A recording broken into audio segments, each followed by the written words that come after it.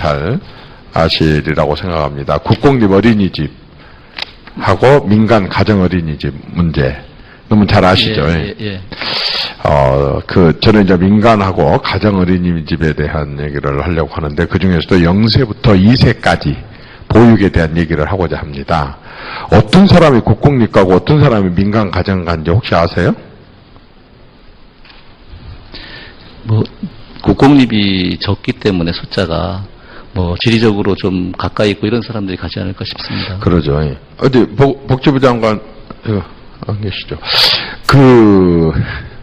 세상에 이제 대한민국에서는 0세부터 2세 애들도 이런 식으로 운에 자기 운명을 맡겨야 되는 이런 기가 막힌 일이 저는 조금 정말 이 국정 운영이나 참 정책을 하는 사람들 입장에서 0세부터 2세까지가 아까처럼 국공립과 민간 가정 어린이집의 운에 의해서 이런 식으로 이제 선택해서 맡겨지게 되는데 이 0세부터 2세는 사실은 정말 본인의 의지하고는 전혀 진짜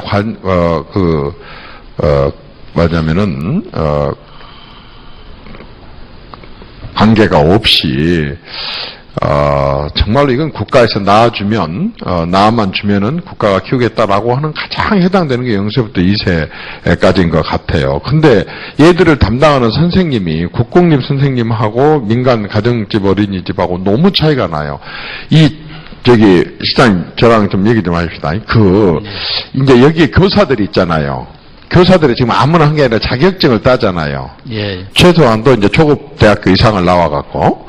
그런데 가정, 어린이집에, 민간 어린이집에 내가 선생님들하고 간다며 하면서 사실 제가 좀 눈물이 났어요. 자꾸 제가 너무너무, 왜냐면은 이 사람들이 뭐라고 하냐면, 대학을 나오고 자격증을 따서 명색이 선생님이라고, 교사라고 취업이 됐는데, 110만원에서 130만원을 받습니다.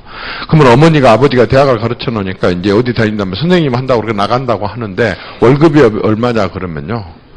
아버지 어머니 가슴 아파할까 싶어서 얘기를 못 합니다. 근데 이 사람들은 하루에 최하 9.5시간에서 10시간 이상씩 애들을 돌봐야 됩니다.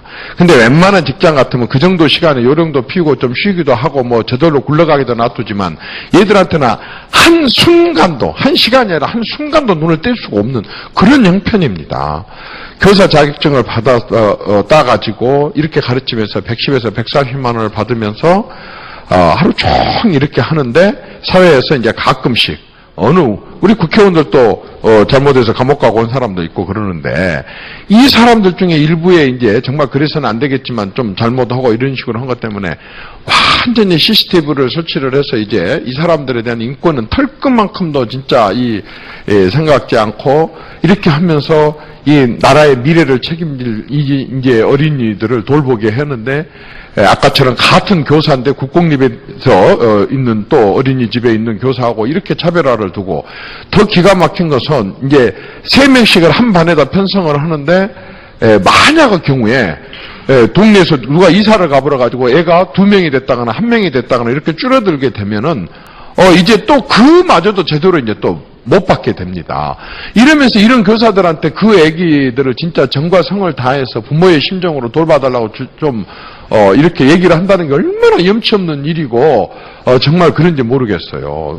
물론 전부 돈입니다. 국가 예산 부족하죠. 그런데, 정말 써야 될 때와 써야지 않을 때, 아껴야 때, 아끼지 않아야 될 때가 있는데, 정말 이 부분은 전반적으로 이 건의사항 내용은 내가 얘기를 안 해도 잘 아실 거라고 생각합니다만은, 우리가 저출산 얘기도 했었고 많이 하고 하는데 정말 0세부터 2세 이 어린이들이 그때부터 정말 이웃을 잘 만나야 되고 또 뺑뺑이를 잘 돌려서 운을 따라야 되고 이렇게 해가지고 또 거기에서 선생님들이 이런 식으로 차별로 해가지고 이건 제가 볼 때는 거의 인권 유린이에요. 교사들에 대한 인권 유린이에요. 얼마나 받는다 얘기도 못하면서 이런 식으로 하면서 또 이제 대체 교사나 이런 부분들이 적게 지원이 되기 때문에 거의 사실상 친인척 애경사가 있어도 뭐가 있어도 제대로 자리도 비울 수도 없는 정말 이런 직장이 있을까요?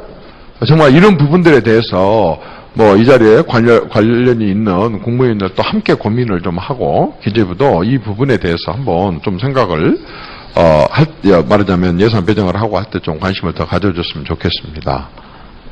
예, 뭐 의원님 말씀하시는 거 뭐 어린이집에 대해서 걱정하시는 거 충분히 알겠고요. 아시겠죠. 이번에 그런데 정부에서 그러면 어느 정도까 하고 그 용역을 맡겨서 예산이 정부에서 그 용역을 해가지고 필요로 하는 최소한의 그 돈 이 부분도 지금 제대로 못 맞춰주고 있잖아요.